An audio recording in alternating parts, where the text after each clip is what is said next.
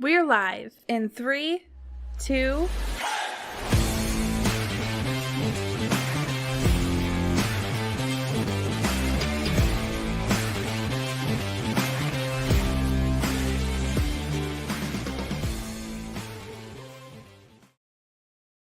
Welcome into Leather Brains, your host, Slapdog, for episode 188. I have the whole crew with me today. I have Scotty Del Rey and Alan Casanova Castro, and we are going to be discussing quite a few different things here in the NFL. We're going to be talking about Minshew Mania because it's back, baby, and he is in Las Vegas as the QB1. There's a Falcons conspiracy theory that we might be unfolding here on today's episode. Simone Biles. She made Bears fans want to bile after her heinous actions this last week at the NFL preseason game. Rookie quarterbacks, so many different things we're going to be talking about today. But before we do any of that, we have to give a shout out to our sponsor, Erica's Healthy Pet. Okay, this is the only place that you should be buying pet treats as well as shampoos and topical solutions for your loved animals. I am telling you right now, I use these products on both of my golden retrievers. They love it. I got the shampoo. It is itch-free shampoo. I actually just put it away, or I'd show you guys right now. It smells great.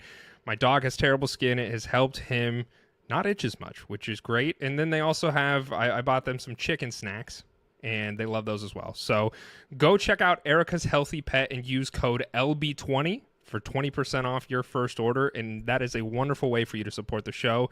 We do greatly appreciate it. Once again, Erica's Healthy Pet. Go check it out. All right, let's start off with Simone Biles, gentlemen.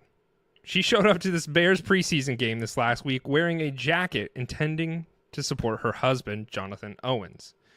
There's a problem, though. Jonathan Owens, he used to play for the Packers. He now plays for the Bears.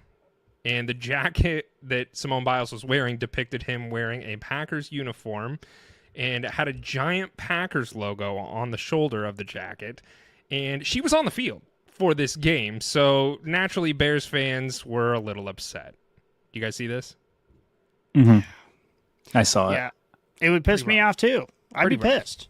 It's like, bro. I get it. I think for us as fans, we have to remember this is their job, and she's just supporting them wherever they worked. And so I think as fans, obviously we were born into our fandom, or we love our team through and through. So it's like you can't fathom somebody you love going and portraying you like that. But to them, it's like, whatever. It's a paycheck. They don't care. Okay, it's not just another team though. This is the rival. The biggest, one of the biggest rivalries in NFL sports. I guarantee you, he does not give a shit. Well, I'm sure some of the players probably care, but the NFL is for the fans. Yeah. And Simone Biles, I get she's the queen of America, and rightly so, because she's amazing. But like, Jesus Christ, just a little bit of research.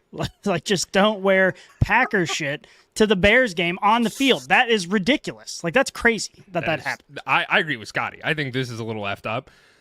Because the other thing you can argue is it's not like they can't not afford it.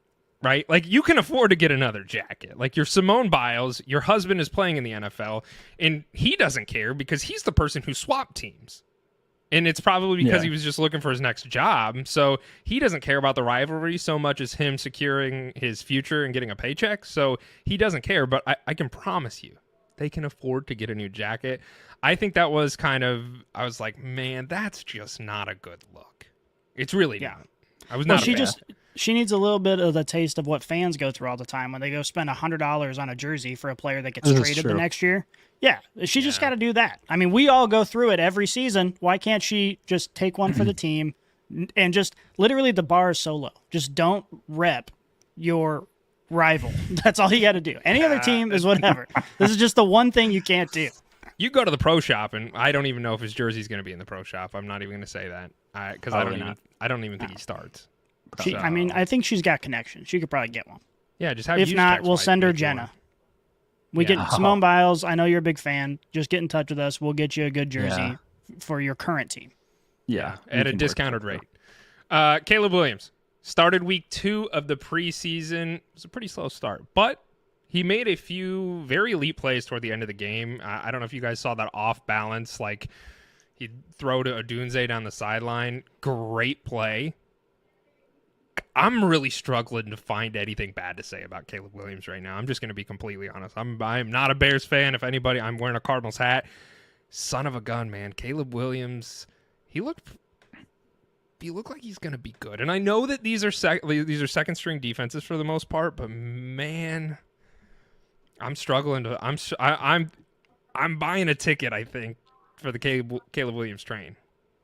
I noticed you've been drafting him a lot in our mock drafts. You've been taking Caleb Williams down there in our single QB leagues. Yeah. Buying into the hype a little bit. I got to say, I mean, obviously, it's preseason. We don't know anything until the bullets are actually flying. But from what we've seen, I mean, the hype about the narrative around Caleb Williams was, is he going to live up to expectations or is he going to bust? And that's like, as fans, those are the two options. Like, there's nowhere in between. If he is not the best quarterback we've ever seen, he's a bust. And from what we've seen in the preseason, obviously expect a little bit of sloppiness his first time on an NFL field, but he is actually making the same plays that he made in college, which is like, that's what you want to see as a Bears fan. And that throw to Odunze was good enough. Like, you're watching preseason, you're usually like half tuning in. And I jumped off the couch when he made that pass because not only did he keep the play alive, not only did he see his receiver downfield, but it was a dime on a receiver that was perfectly covered. So it's like, if he could do that on a regular basis, that's pretty fucking sweet. Like, I'd be happy. I think I'm happy you mentioned what you saw in college because this is my interpretation of him right now. And I wanted to see how this is going to look. And in the preseason so far, he's trending about how he was in college. Even in that game against the Bengals, he was about 50% completion percentage. Yes, he'll make the splashy plays. Yes, he'll throw the ball up and do some things, but he also suffered from this exact same thing at USC and Oklahoma, where he would inexplicably just go on these runs of just not being able to complete passes and move the ball. It hasn't caught up to him now because there's nothing to really play. Nobody gives a shit because it's the preseason. But what I want to see moving forward is, does he buck this trend? Can he actually sustain an offense that doesn't need the splash play every time? A lot of what we see from quarterbacks that have long sustained careers is sometimes it's bland. You're just like, wasn't exciting. They moved the ball. They scored a touchdown at the end. And that's what the NFL ends up being more often than not.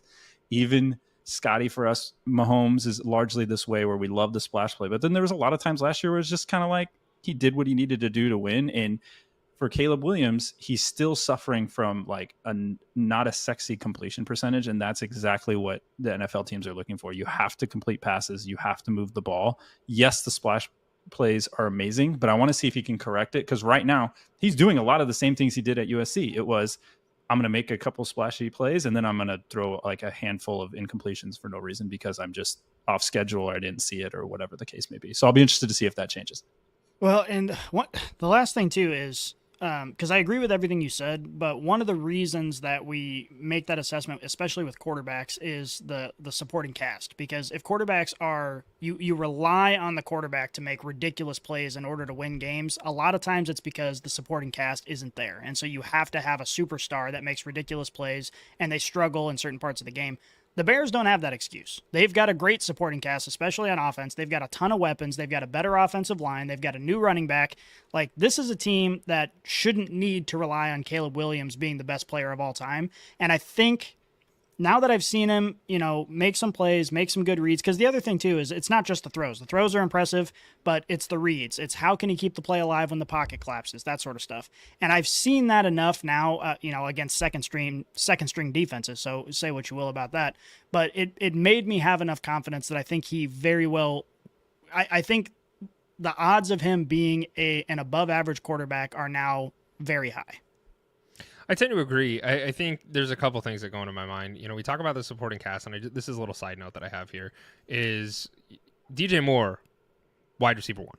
He is the wide receiver one for this Bears team.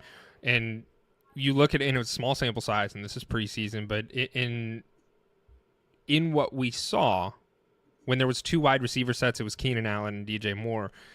Sometimes Keenan Allen would come out for Odunze. So in wide receiver threes, in sets where there's three wide receivers, obviously Odunze's in there. But in the two sets, I think comfortably at this point, we can say DJ Moore will always be on the field, and Keenan Allen and Odunze are kind of flipping. I think it's going to be Keenan Allen, but we know that he struggles with health. So I just want to bring this up for all you fantasy players out there.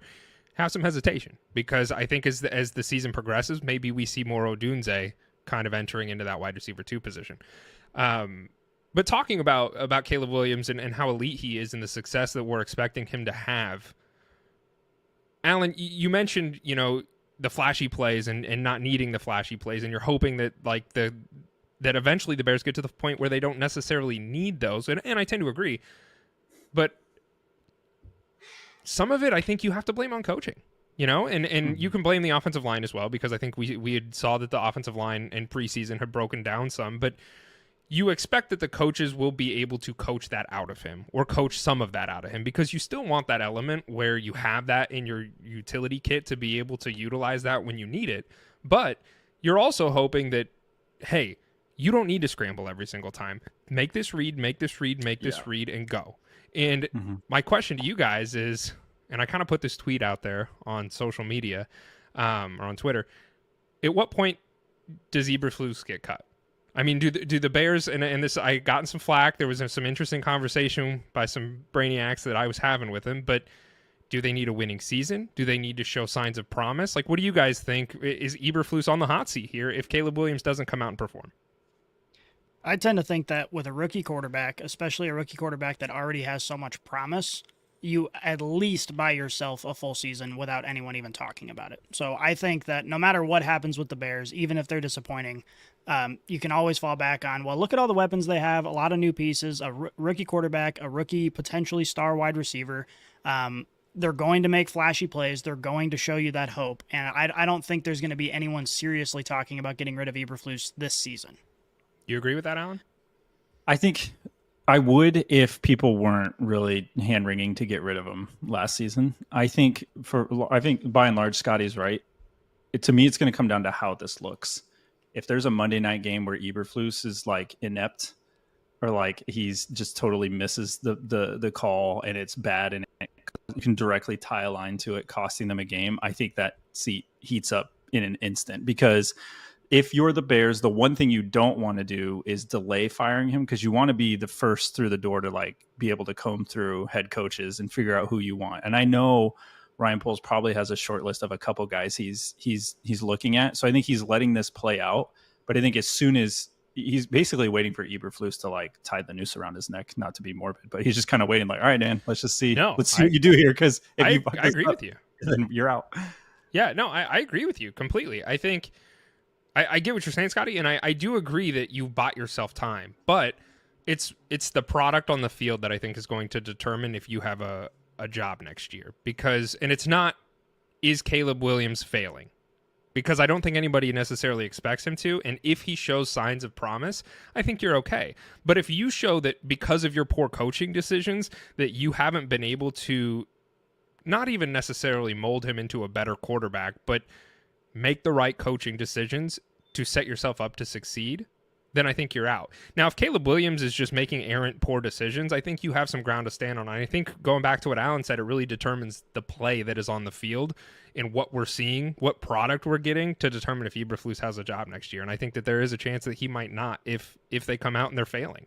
Because what's the alternative? Like, you waste time, and you know that you're not developing this quarterback, and now you have another year wasted, and it's like, okay, well, let's get the guy out of here and let's find somebody to develop this quarterback so we can be a successful franchise.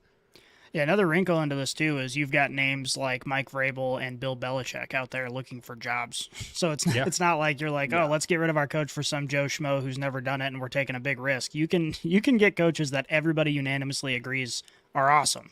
So it is a wrinkle. I still tend to think that pretty much no matter what, unless it's just a spectacular failure, that Eberflus is probably safe through at least next season. But agreed. I guess we'll see. I think the one thing saving him is his facial hair, because I think if he didn't have that beard, he would be out this year. And now I think he's bought himself some time there. It's beard season, because I think Daniel Jones is in the same boat. Same boat. He looks better now with the beard. So you're like, I don't know, maybe 100%. He's actually a better quarterback with his beard. So maybe people are hoping that Eberflus might be better. Did you watch him play this week? That was his first time on the field since in like a billion years. Bad. I don't know if you would call that playing what he did. I'm not sure what that was. It was rough. I will say Daniel this Jones, though. I got you. Malik Neighbors is about to get 15 targets a game. So yeah, easy. Excited with that.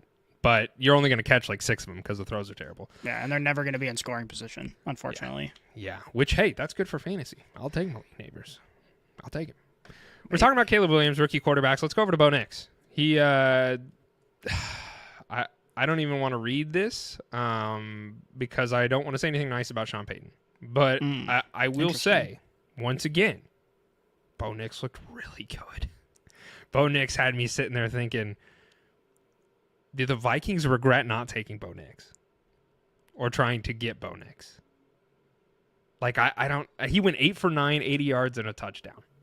Yeah. He looked good. And if you saw Zach Wilson come out, he looked about the polar opposite of good. He looked about exactly like what Zach Wilson has looked like since he's played in the NFL. It was bad. Yeah. Here's what we don't know, and what we probably also do know at the same time, is like how much of that was scripted for him, which a lot of NFL teams come out very heavily scripted to start because they want to see. And so I have no doubt that Bo repped that very heavily over the weeks or over the week leading up to the game.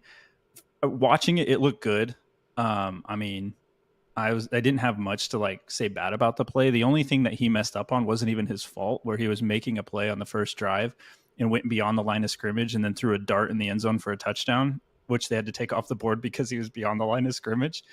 But other than that, everything looked on time. He looked confident. He knew where he was going. He made plays with his feet. And so, again, it's preseason. It looks good here, but we've seen a lot of preseason MVPs not correlated to the field, or teams now have tape or know what they're trying to do with him. And I don't know if Sean Payton's smart enough to change anything that he's doing with him from the preseason to the regular season. But there's a reason why these defensive coordinators get paid what they do, because they're looking at this. And Bo Nix isn't doing anything we haven't seen before.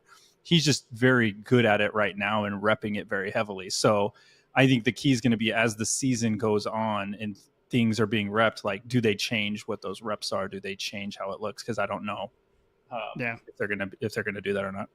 Well, just to hammer the nail home here about how pointless the preseason is in terms of analysts. The year that the Lions went 0-16, they went 4-0 in the preseason. And guess what? They lost 16 straight games after that. So we have no idea what we're looking at. But as far as what we know right now, looking at Bo Nix, he excels past the eye test. I mean, he just looks great. So I guess we'll have to wait and see. I'm still skeptical about the offense generally. I think it's going to be hard for him to look this good against first-team defenses just because of the weapons around him, saying nothing about Bo Nix. But so far, I mean, Broncos fans have to be happy. Yeah, you said the eye test. That's exactly where my mind went. Is and this is preseason. We're overreacting, but I'm overreacting. I'm freaking out over here. Bo Nix, he passed the eye test. He looked really good, and I think that you mentioned the weapons around him. That should be a concern for Broncos fans. It's you have Courtland Sutton and then Marvin Mims maybe, and then you drafted another wide receiver that you're hoping pans out. But in the event that they don't, I think the thing that you're looking for is for future improvement is, can we build around this guy? Is this somebody that we think could carry the franchise for the next few years? We need to do what we can right this moment to surround him with weapons to ensure that he's set up for success. And so I think what I would like to see from him against a first-team defense is he making his checkdowns? Is he attempting to get the ball in his playmakers' hands? Are they dropping him like the Chiefs did last year? If we see those things and we know that we can tell that it's not Bo Nix's fault, I think Broncos fans would still be in a really happy position because then they know that they have their guy in the future. And like I said, this is all overreacting because it's preseason. Yeah. The only piece that I saw that would correlate, that piqued my interest from a fantasy perspective, was Tim Patrick, wide receiver they have. And he's 30. I mean, he's not young by any means, but he looked good in the offense. Bo Nix was favoring him, gave him a handful of targets. And so I was like, okay, maybe he likes him. Maybe they have some kind of chemistry that's working. So, I mean, they have some guys to do it. I don't know. Have you checked that? I don't know. I do know that was Tim Patrick's first touchdown in 2 years that he got in that preseason he's been game, hurt for 2 years. Yeah, he has been. So I don't know. If he's healthy and that looks good, maybe that's a piece you want. But again, none of it's screams elite. None of it screams we're just going to blow the doors off of everybody. It's efficient right now, which is what you want. But there's nothing there that's oh my gosh, this is revolutionizing the sport right now. Mm-hmm. Yeah, screw you, Sean Payton. Gardner Minshew. Oh, gentlemen. We're getting Minshew Mania. We're getting him back for another year. 2024 is the year of Minshew magic, baby. Head coach for the Raiders, Mr. Pierce, stated that Gardner Minshew was going to be the starting quarterback for them to start out the season. And I don't know if anybody watched that presser. I don't know if you guys had the opportunity to watch it, but I loved it. It made me like Antonio Pierce is one of those guys who there's kind of some question marks around him from like is he a long-term solution at head coach? You know, he was an interim head coach and was obviously given the job and now is the head coach, but he was given that because he's been a player's coach, right? And we've talked about players coaches in the past and how much, you know, they really do impact a team and X, Y, and Z and all that. He was incredibly blunt in this presser, and it was amazing. He was like, if you look at the numbers, Aiden O'Connell and Gardner Minshew had the same amount of snaps, and they had the same amount of throws, and Gardner Minshew looked better. He's like, Aiden O'Connell, he made mistakes, and I'm going to have to go back and watch the film, but it didn't look good. And that was kind of the gist of it. And I was like, hey, way to be completely honest, not with just the media, but like your team watches that, your team knows about that. And it's like, you're not trying to necessarily shit on Aiden O'Connell, but you're just saying like, hey, this is what it is. And you didn't perform, and we're going to put the guy out there that gives us the best chance to succeed. And they believe that's Gardner Minshew, and I'm here for it. I will say, sorry, go ahead. I was just going to layer it because you said something about the way they looked in statistics. And so I wanted to dive in really quickly. And Scotty, I know you'll get into this too. I know you have something to say here, but it's really like, if you look at the statistics, Gardner Minshew, the first game went 6 for 12 for 117 yards and a touchdown. Aiden O'Connell went 7 for 9, no touchdowns. This last game, it honestly, I don't know how you could disseminate who actually played better because they were both not very good. Terrible. Literally, they both played about the same. And I'm like, okay, I guess if that's what you're seeing. So that first game, 50% for Minshew. O'Connell was a little bit more efficient. This game against the Cowboys, Aiden O'Connell went 14 for 20 with a touchdown and a pick. Gardner Minshew went 10 of 21 and didn't do anything. He didn't throw a touchdown, didn't throw a pick, didn't do anything else. So maybe that's where Pierce is at. Don't turn the ball over. It has to be something we're not seeing. It has to be something that's happening in practice, because on the field, I'm like, I guess you could just pick one because they both were putting about the same production. Yeah, that's exactly what I was going to say. Is I sat down and watched this game for this reason. I watched every snap, and Gardner Minshew looked terrible. He missed so many wide open receivers. And I was like, oh shit, Aiden O'Connell's about to come in and cause this big controversy. And then he, made some decent plays, but also missed a ton of easy reads, easy for an NFL quarterback anyway. And I'm just like, I don't know how they're going to decide this, because both these guys look so bad right now. I really do think it just comes down to Gardner Minshew's playmaking ability. When you look at his ability to create something out of nothing, I think Gardner Minshew excels at that in comparison to AOC. And AOC, the only thing he can stand on is, okay, I'm going to be your safer option. I'm going to run the offense. I'm not going to do anything stupid. But throwing interceptions in preseason games against second-team defenses really shoots yourself in the foot with that argument. So at that point, you're like, okay, one of these guys has higher upside, and both of them seem to have pretty similar floors or can make similar mistakes. So let's go with the high upside guy, because we know we're going to find another quarterback anyway. I've seen a lot of chatter on the socials about this, and it is kind of interesting because you look at it in like. We talk about the eye test. We were just talking about the eye test with Bo Nix. Gardner Minshew passes that eye test for me like Aiden O'Connell did not. But it is worth noting that when Gardner Minshew is passing that eye test, he was with the Colts, who are a completely different team and also has a different head coach and a different offensive system. And Shane Steichen is, he was the Jalen Hurts whisperer when he was with the Eagles, and that's how he got his job with the Colts. And so, he kind of knows how to run an offense. I mean, that's what he's done historically, and I'm excited for the Colts this season. But all's to say that, we saw Aiden O'Connell last year kind of play it out, and it wasn't great. And we saw Gardner Minshew, and it was exciting enough. I mean, as we talked about, they were one play away from going to the playoffs. So, but he doesn't have that anymore, right? So he comes into this Raiders organization. What does their offense look like? Is it set up? It's not set up the same. It's a very different offense than what the Colts are trying to achieve, and that probably makes it a little bit different for Minshew. And he didn't look a whole lot different than Aiden O'Connell. What did the Raiders do from here? That's the question. Do we see one of the situations? Obviously, we don't anymore because J.J. McCarthy's out for the year now. But we had talked about how Sam Darnold's going to start the year, and then Sam Darnold will screw it up, and J.J. will come in. Is that a likely scenario in your guys' mind that plays out for the Raiders here, where Gardner Minshew starts the season? If he does not perform, he goes to the bench, and Aiden O'Connell finishes the season. Yeah, 100%. If you talked about the eye test, I think a lot of it is just like Aiden O'Connell is like super boring when he plays. Like it may be the same statistically, but it's super boring. Like there's nothing exciting.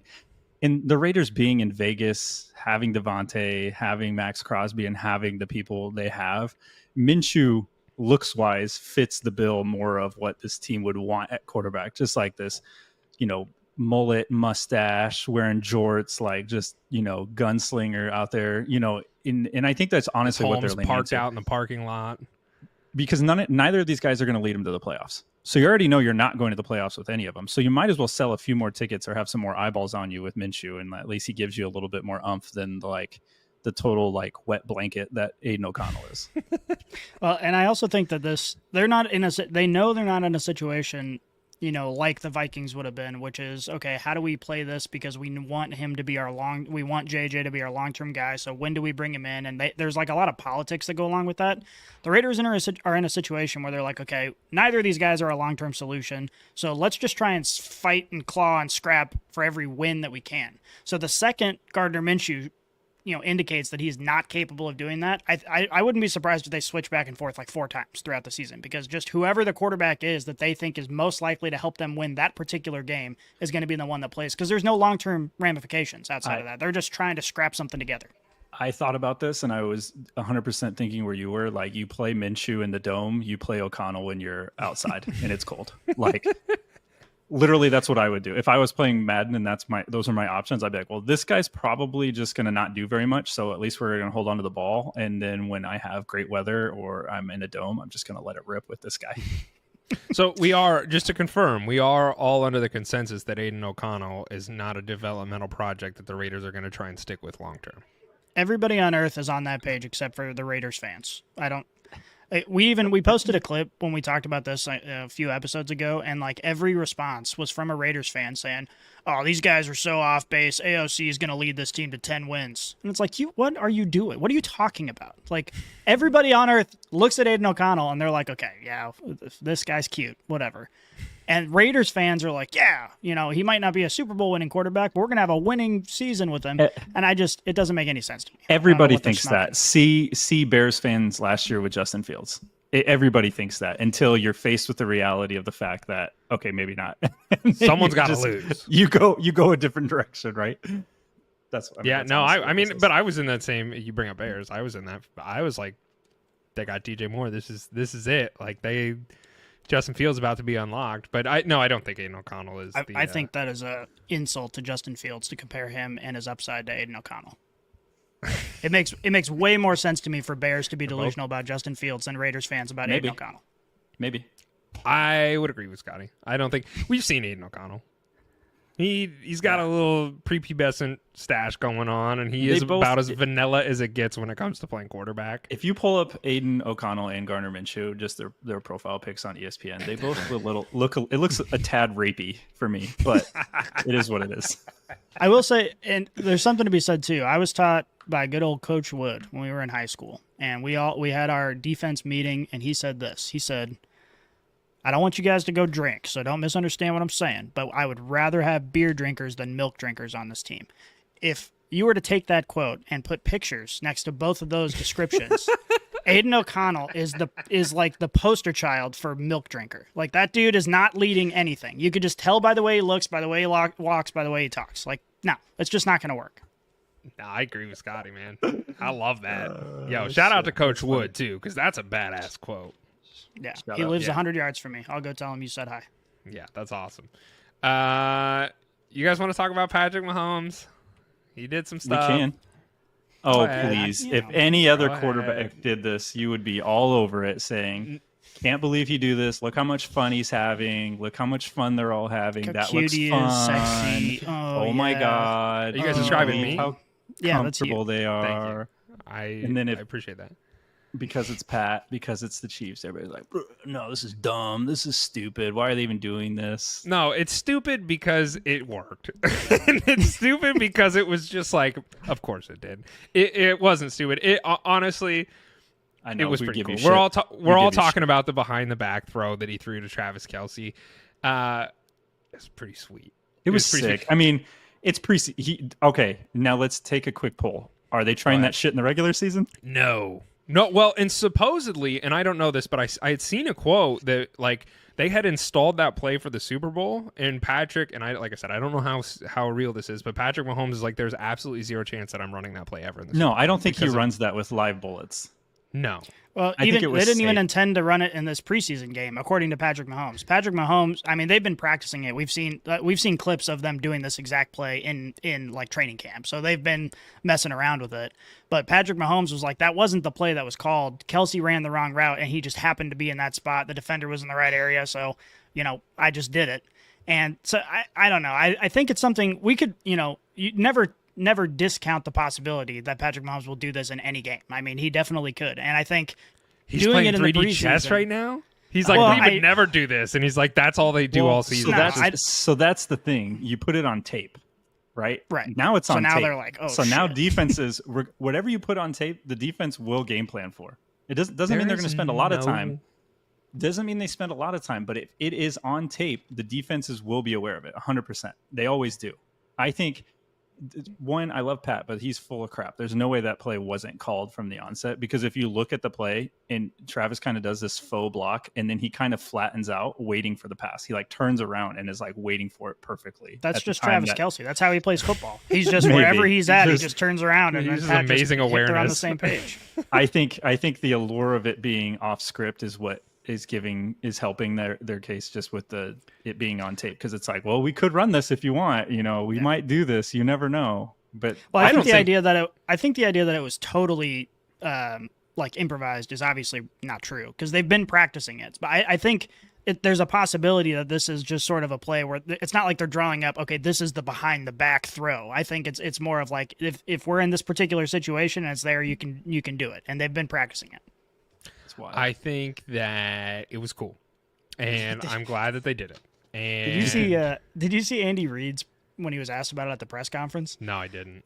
All the media, of course, are like, this was the most amazing thing we've ever seen. And Andy Reid's like, you guys ever watched a basketball game? But they do behind the back passes like 7 times a game. I'm gonna be honest, it wasn't that big of a deal.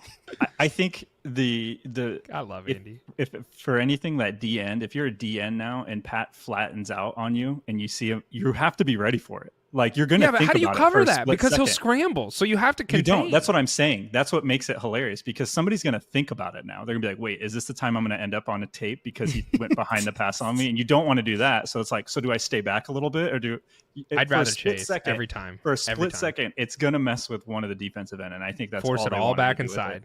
Force it inside always. I would rather force it inside than let him get outside. It was cool. I'm glad it happened in preseason. Because if that was in the regular season, I'd be irritated. Because it was funny. This happened, and then I don't know if it was a jab. I don't know what happened, but I really didn't say anying. I said that was annoying, and then I got attacked in the group chat. You hate it. I didn't hate it. I just said that was annoying because it was. But then you guys had brought up a really good point. It was awesome, but you guys brought up a really good point, and it was. They're having fun out there. And then I'm like, you know what? That's true. And I want more preseason to be like that. But the issue is like, I want it for the veteran teams who, like, the Chiefs don't need to go out there and do a preseason with all their starters. Like, we know what to expect, right? We know what's going on with the Chiefs. We don't need to come out and see what Patrick Mahomes can do. Now, somebody like Bo Nix or like these rookie quarterbacks, yeah, it's a little bit different of a thing. But if you have all your veterans out there, just go out there and have some fun. Screw around, because it doesn't matter. And like, I get it. You want, people are going to come yelling at me and be like, that's not fucking true. You need to see if Josh Allen has a connection with Keon Coleman. And it's like, yeah, okay, I get all that stuff. But like, this isn't real football. This isn't real football. Like you're preparing for real football. So let's have some fun with it. And that's what I liked about this whole thing. Oh, here's the other thing. Even the Bo Nix stats, if you go back to that, the D coordinator for the Packers said we're running like 3 or 4 looks the whole game and we're not changing anything. Like literally I'm calling 3 or 4 things and that's it. And so it's like base cover 2, so it's really, base cover 3. So it's really hard to like do anything in that realm. The only thing I'll say is there's no way they do this in the regular season game because they're being a Husker fan. They used to run a trick play on field goals where the holder would catch the ball and then throw it over his head to the kicker that's running around. And they tried to do that one time, and the safety or whatever that was blitzing just went on a dead sprint because he knew it was coming. And as soon as he flips it over his head, he caught it and ran the other way for a score. And I think there's no way they do this in a game because that could have very easily been a pick 6. If any linebacker is screaming downhill or if any corner is coming to roll up Kelsey, that thing is blowing up in a hurry. Then you're never running it ever again, which makes you think there's no way. Should we make a bet right now on if we see this at least one time during the regular season or playoffs? I'll take more the time. under. I'll take the under. The bet. I don't think they do it. All right, I always take overs because I'm fun, unlike you idiots. They're going to do it at least once. What's the bet? What's the bet? I don't know. What do you want to bet? I want a McChicken, baby. I don't know. Last time I had a McChicken, I'll send you guys $2 or whatever. Sure. Wait, you see McDonald's prices? You think that shit's $2 just covers the tax? I need more than that. $3. There's no way a McChicken costs more than $3. I will FaceTime you the next time I'm at McDonald's. I will FaceTime you. All right. We could probably just Google this. How much is a McChicken? Oh, don't look in Chicago because they don't have any reason. Oh yeah, pricing. I guess it's based on similarly. The McChicken sandwich now costs around $3, reflecting a 199% increase since 2014. Dude, that was in May of this year. Dude, you used to be able to go to McDonald's with like $5 and come out like you're full. Now it's like $3. What do you want to nibble on for a second? What do you want some flavor of? Because it ain't going to fill you up. Yeah, it is pretty sad. So we're talking about Patrick Mahomes. Well, Peyton Manning actually came out. I don't know if you guys saw this. He came out with a list of his top 5 quarterbacks that are currently in the NFL. Obviously, Patrick Mahomes, he made number 1 there. Number 2, Joey Ice, Mr. Burrow himself. Number 3 was Justin Herbert. Number 4, Lamar Jackson. And number 5, Josh Allen. I was pretty surprised that Justin Herbert hit number 3 here.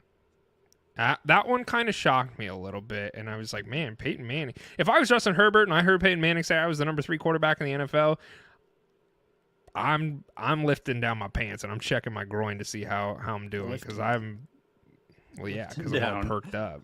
I gotta lift him over my groin because I'm so.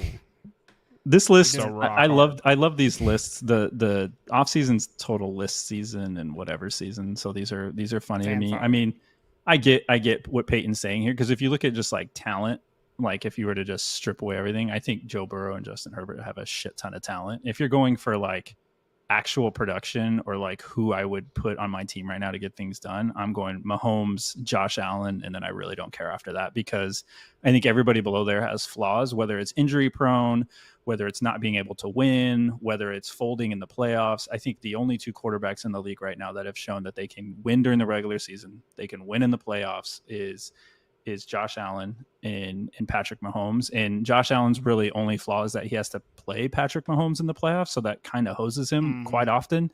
But like even Joe Burrow winning the playoffs in the AFC title game, he did that because of his defense and because Mahomes shit the bed. It wasn't because Joe Burrow all of a sudden was just slinging all over the place and nobody could do anything about it. Like that's never been the case.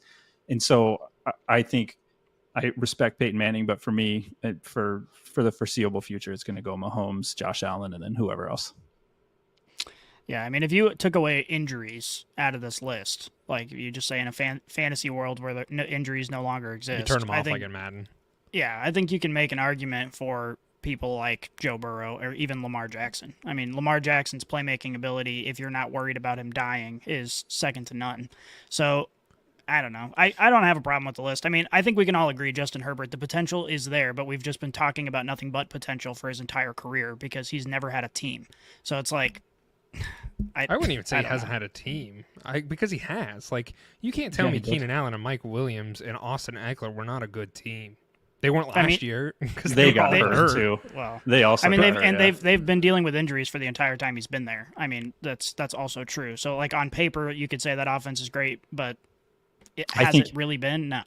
I think the only handcuff for Herbert is who his coach was, because I think if you put Andy Reid on that team, if Andy Reid was coaching that Chargers team that was dealing with all those injuries, I think they're still looking really good. Like Brandon Staley is not at the elite level that Andy Reid is? You ever seen him do yoga? I was going to say he's elite yoga guy. I would say number one yoga coach. You remember that a couple years back? He's doing like downward dog on the sideline before games. No. Yeah. I would have fired him right there. Be like, get your ass up. Put the blinds down, close the door, and then start Googling some Brandon Staley yoga videos. He's really into showing off his ass to the crowd. Is it a nice one? Is it all perked up? Kind of like I was when we were talking about. You report back. You tell us. All right. I'll do my homework. Grade Brandon Staley's ass. That's a new game. You guys want to talk about Trey Lance just for a little bit? Let's do it. Maybe just have a little conversation about it. Trey, it's been a minute. Look, I'm not even going to say we, because I don't want to lump you guys into what I'm about to say unless you willingly want to admit it. But I was a huge Trey Lance supporter. I was rooting for him, have been rooting for him, and he didn't look bad. He went 8 for 11, 0 interceptions, playing for the Cowboys this last week in the preseason game, and he threw for 52 yards. He had 4 carries for 34 yards. I don't know what to do here with Trey Lance, admittedly. I don't know what Trey Lance's future is. If I was to guess, I would say he is now a backup quarterback in the NFL for the rest of his days. But this wasn't a bad look, and I've also seen, and I'm curious to pick your brains on this, I don't think this is a real possibility, but I've seen some people saying, should the Vikings go trade a 6th or a 7th round pick and go get Trey Lance from the Cowboys? I've thought, well, if Dak doesn't work out this year, are they trying to see? And I think them trading for Trey Lance is kind of indicative of this.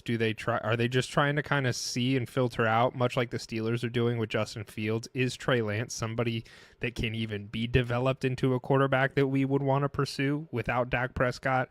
He didn't look terrible, but we really, if we're getting down to brass tacks, we haven't really got to see a lot of Trey Lance on the field at all. Yeah, at any level. I mean, in high school, he played 1 season. In college, he played 1 season. Like, he's a mystery. And I think the upside is there just because of the athleticism. But it's like, we have no idea. So, I mean, just given where he was drafted at, you know, you had a bunch of very smart people who spent a lot of time looking at what tape was available on him and concluded that he should be a high draft pick. And so I think it's worth taking a shot on, especially in the Cowboys situation where they know there's a good chance they're not going to have a quarterback at the end of this season or next season. So whether or not that turns into anything, I have no idea. But I will say, watching him, he looked good. Mm-hmm. I mean, and the thing about it, a lot of people talk shit on Trey Lance because obviously his career hasn't panned out the way we were all hoping. But he just never has had an opportunity, whether it's because of injuries or something else. He's just never had the chance. And I could see his career turning into sort of a Josh Dobbs situation where he gets one opportunity, shows what he can do, and now other teams are looking for him to be a reliable backup quarterback or someone to fill that gap while they find their future guy. And as long as he gets an opportunity like that and then performs those, handful of times, the sky is the limit. I mean, he can work his way up to being a Gardner Minshew situation where he's starting for a franchise. But at this point, there's no reason to think that will happen just because he hasn't been given the chance to show it. Yeah. And part of me was wondering if the Cowboys were doing this on purpose, because if you look through 2 games, he's thrown for over 60 passes. Like, he's thrown 60 passes in game, and he's run for total, like, almost 100 yards between the 2 as well. And so there's a lot on tape on him. And so it's making me wonder if they are thinking of shopping him anyways. And I think if he, and the one thing we always underplay is like how complicated the system is for quarterbacks. And, I don't know if the system at the 49ers is like uber complicated for somebody like him who hasn't had a ton of runway being a quarterback, and maybe McCarthy's able to like dumb it down because McCarthy's also dumb. And so they were like kind of speaking the same language. And so now he's like, yeah, okay, I got this now. Like, this makes a ton of sense. He's able to just go and play, which ultimately you should be doing with a young quarterback. And I think if you're the Vikings, you don't have to give up a lot for him. I mean, what does the future of your quarterback room look like right now? Anyways, you have a Sam Darnold, which what you're kind of getting there. You don't know anything about McCarthy, who's now coming off a knee injury. And now do you bring in another Trey Lance? And now you have 2 unproven young quarterbacks. And what does that say about your future? So I think there's low risk if you're not having to give up much for him. You're able to see, what he can do and thrive, maybe throw into Jefferson. But I mean, by and large, I think that's what the Cowboys have been doing, is putting enough tape out there to shop him. So that is what you do believe is what they're trying to do here, versus see him in a real situation to see if he's worth keeping around for themselves? Maybe a little bit, but I think Dak is going to be the answer regardless. I think unless Dak does something horrific, like, I don't think it makes sense to keep Trey Lance and just keep stringing him along. I think you want to move him and get somebody a little bit more veteran behind Dak, which is more typical for teams that are looking to put together long playoff runs. You don't want to have your backup to be a project, because if Dak, I mean, it's been proven in the NFL year over year, like, your starter is going to go down for a little bit. I mean, even in years recently where the Chiefs won the Super Bowl, they had to rely on like a Chad Henne, and you want somebody in there that's going to be more veteran, that's going to do that. And I think that's probably what the Vikings or the Cowboys will want to do moving forward, versus the Vikings that are like, fuck, I don't even know what our ceiling is. Let's just try somebody in here. And so I think they're just kind of two ships passing, where it's like, it makes sense to ship somebody like that off to them, and then the Cowboys to get somebody more veteran in case Dak has to go down. Do you agree with that, Scotty? I don't know. I'm not smart enough for this conversation. If I'm the Vikings, I'm not taking a risk on Trey Lance to come in and then muddy the waters even further. I just don't think that makes sense for them. I think what they're hoping for is that Darnold is able to prove, to do well enough that all of their weapons feel comfortable being there and it doesn't cause any issues in the locker room, and they're selling hope for their first-round pick. I think that's what they want. And if you bring in another guy who's now competing with J.J. McCarthy for that job, I think it just makes everything more complex. But at this point, I mean, Trey Lance's career is totally up in the air. I have no idea. Maybe he's shown the Cowboys enough in practice that they're confident that he can be a good backup. And, it's going to be determined by all the stuff we as fans don't see. It's going to be the locker room stuff, how he interacts with people, how he digests the playbook. And he did that well enough for them to give him a shot and bring him onto the roster. So maybe they're confident in him, or maybe they think he is going to be a cheap, gap quarterback while they look for their long-term solution. So I have no idea. I won't pretend to be able to predict what's going to happen with him. I'm going to predict he stays with the Cowboys, and he's a project that they're seeing if he'll work out. I don't know. I just don't see them moving on from him, because I don't think their return on investment is going to be, it's a 6th or 7th round pick. I don't think that for them that really matters. But Scotty, I'm going to pass the baton over to you, because you have a conspiracy theory that is pretty interesting that I'd like to discuss. Yeah, let's talk about the Falcons, because Raheem Morris came out and made a statement ahead of the second preseason game that a lot of people are very confused about, and I am one of those people. He was asked if Michael Penix Jr. was going to see some game time during this preseason game, to which he responded basically, no, we've seen enough. He doesn't need to play in the preseason anymore. And I don't understand in what world that response makes sense, because usually the only reason, especially rookies, you're not putting out there in the preseason is like a Caleb Williams scenario, where you're like, we don't want this guy to get hurt because we want him to be available for us through the entire season.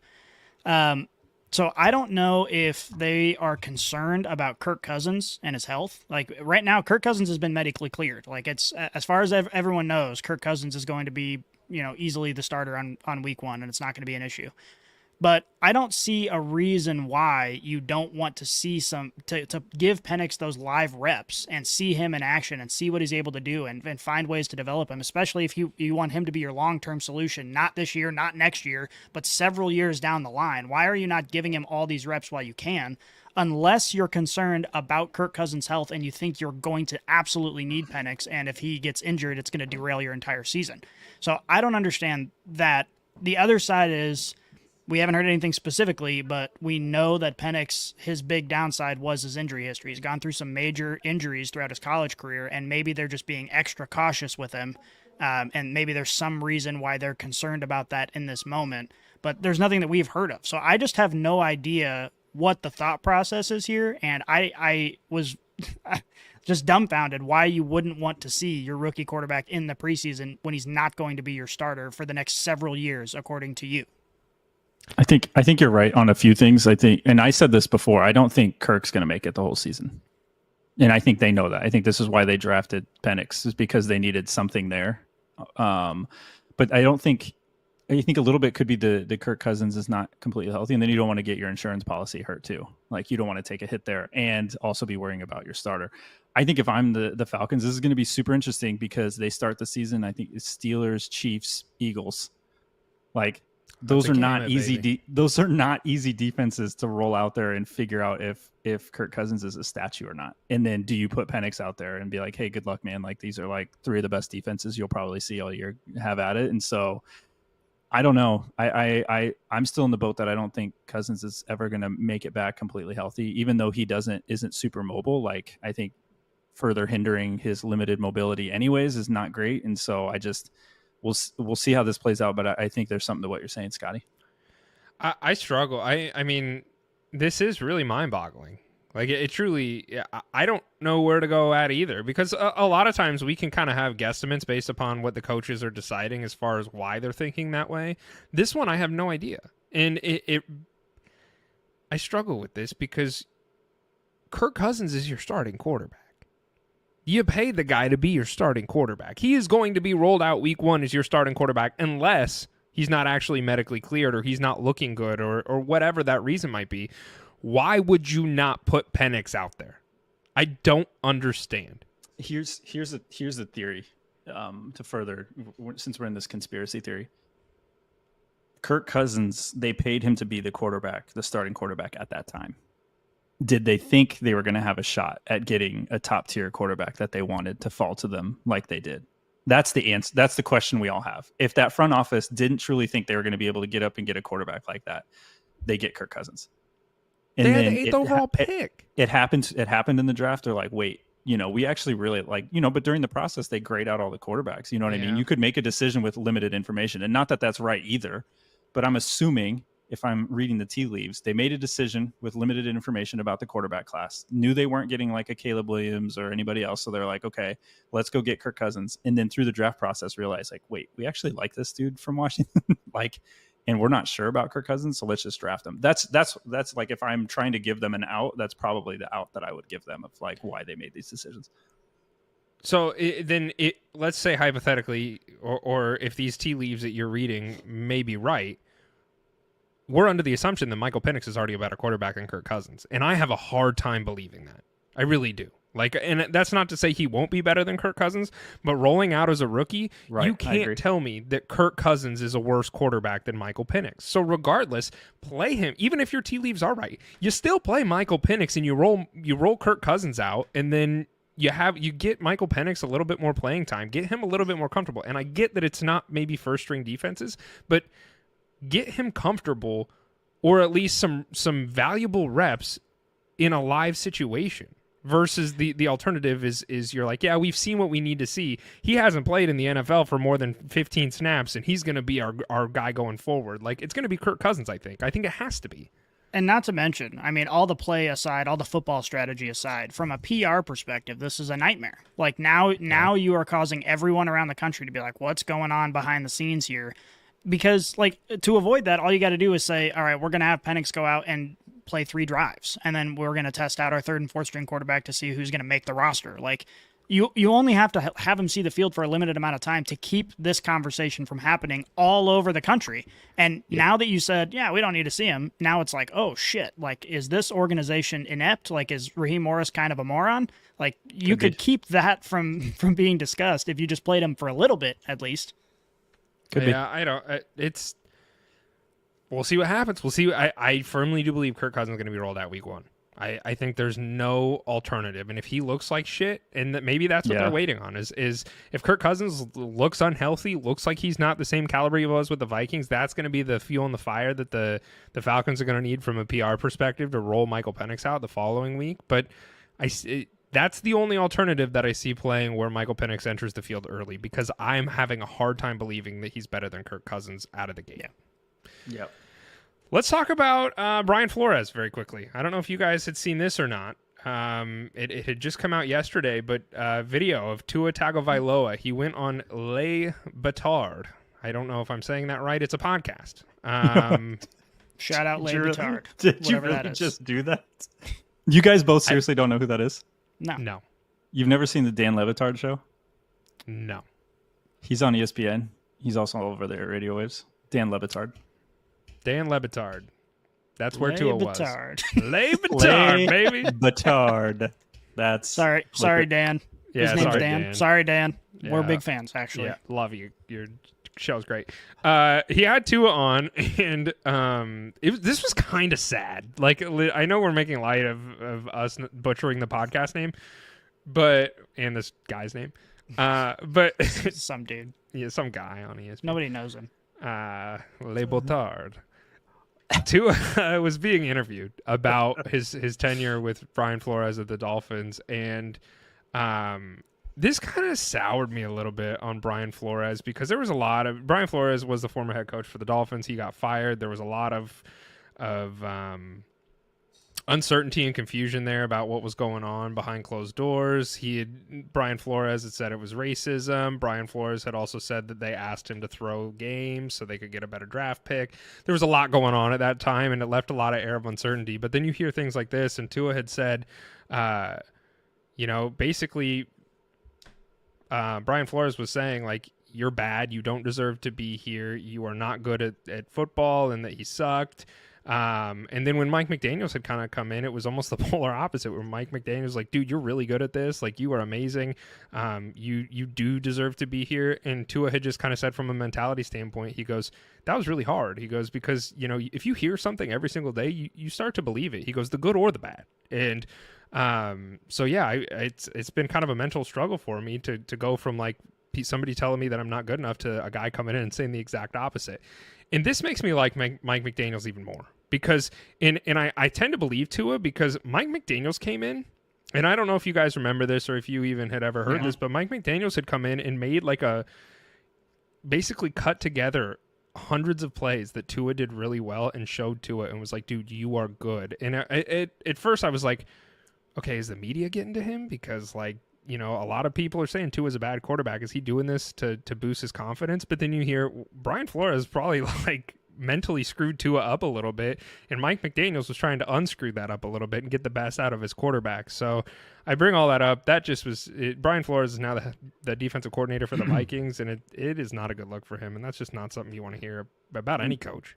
Yeah, whether it's true or not, I think, like you said, it's not a good look. And Flores, he's had, I guess, kind of like a rocky go of it all around. Like, what's true and what's not, I don't know. But he seems wildly erratic.